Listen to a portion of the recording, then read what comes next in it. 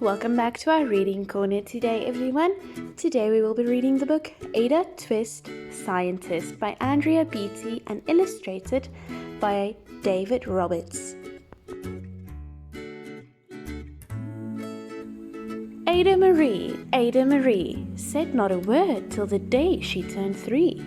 She bounced in her crib and looked all around, observing the world but not making a sound. She learned how to climb and made her big break, with a trail of chaos left in her wake. She ran through the day, chasing each sound and sight, and didn't slow down till she conked out at night. Her parents were frazzled but tried not to freak, as Ada grew bigger and still did not speak. Clearly young Ada, with lots in her head, would have something to say when it ought to be said. That's just what happened when Ada turned 3. She tore through the house on a fact-finding spree and climbed up the clock just as high as she could. Her parents yelled, "Stop!" as all good parents would. Ada's chin quivered, but she did not cry. She took a deep breath and she simply asked, "Why? Why does it tick and why does it talk? Why don't we call it a granddaughter clock? Why are there pointy things stuck to a rose? And why are there hairs up the inside of your nose?"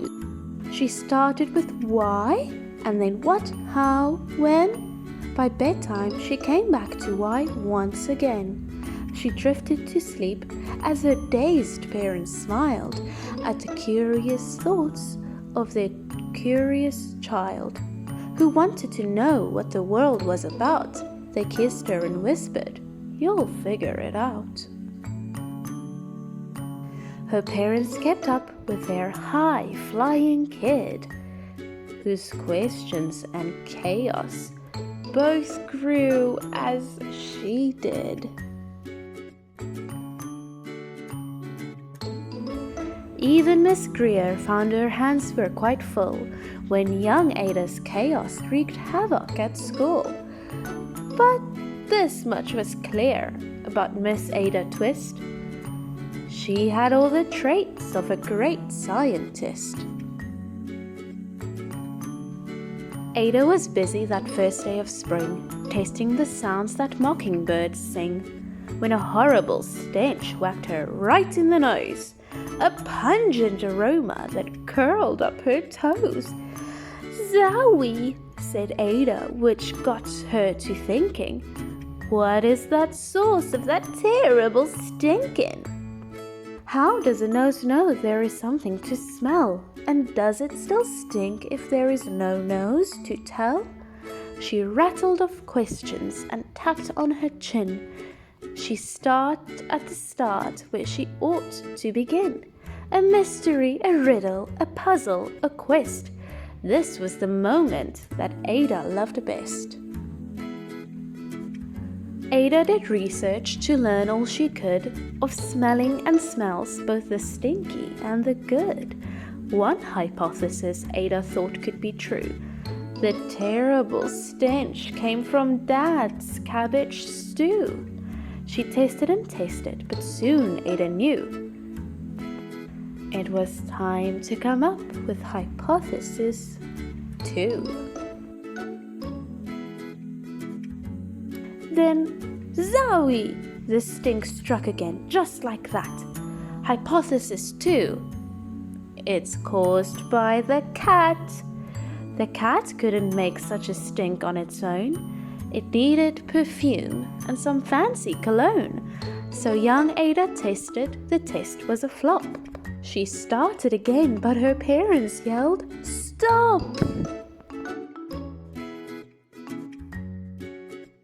Ada Marie, to the thinking chain now by the time we count 3. "Enough," said her mother. "That's it," said her dad. Her parents were frustrated, frazzled, and mad. "Why?" Ada questioned. Her mother said, "No." "What?" Ada queried. Her father said, "Go. You've ruined our supper. You've made the cat stink. Enough with your questions. Now sit there and think." She looked at her parents, her heart turned to goo, poor Ada Twist didn't know what to do. She sat all alone by herself in the hall, and Ada once more could say nothing at all. And so Ada sat, and she sat, and she sat, and she thought about science and Stu and the cat, and how her experiments made such a big mess. Does it have to be so? Is that part of success? Are messes a problem? And while she was thinking, what was the source of that terrible stinking? Ada Marie did what scientists do. She asked a small question, and then she asked two. And each of those led her to 3 questions more, and some of those questions resulted in 4. As Ada got thinking, she really dug in. She scribbled her questions, and she tapped on her chin. She started at why, and then what, how, and when. At the end of the hall, she reached why once again. Her parents calmed down and they came back to talk. They looked at the hallway and just had to gawk. No patch of bear paint could be seen on the wall. The thinking chair now was the great thinking hall. They watched the young daughter and sighed as they did. What would they do with this curious kid who wanted to know what the world was about?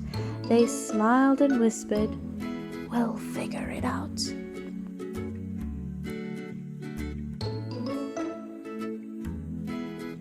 And that's what they did, because that's what you do. When your kid has a passion and heart, that's true. They remade their world. Now they're all in the act of helping young Ada sort fiction from fact. She asks a lot of questions. How could she resist? It's all in the heart of a young scientist. And as for that smell, what can Ada Twist do but learn all she can with her friends in grade 2? Will they discover the stink that curls toes? Well, that is the question, and someday, who knows? The end. We hope you enjoyed this book as much as I did reading it, and that you will also be inspired, like Ada, to learn more about the world.